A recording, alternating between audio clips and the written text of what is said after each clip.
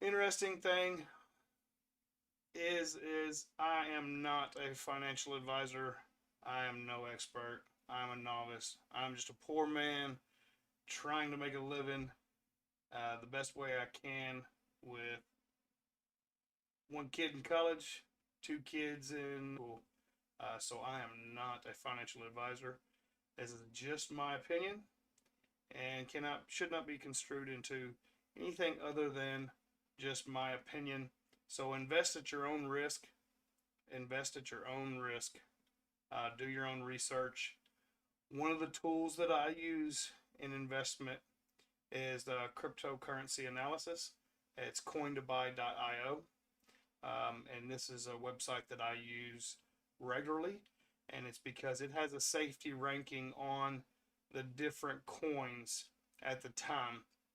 Obviously, we know Bitcoin is a very strong cryptocurrency. It's the godfather of it all. We understand that. We know that. That doesn't mean it's the only one, obviously. There's hundreds and hundreds and thousands of more. And it's honestly not going to stop.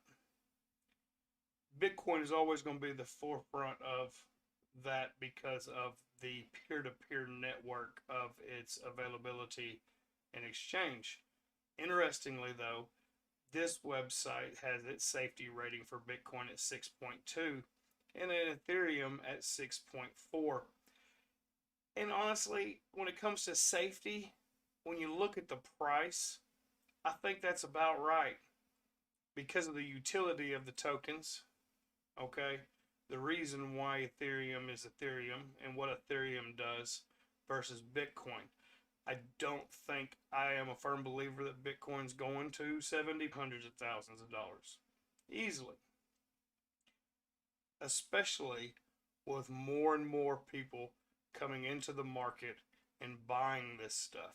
Yes, our whales that have been in this Bitcoin and buy in the valleys. So I always use this safety rating.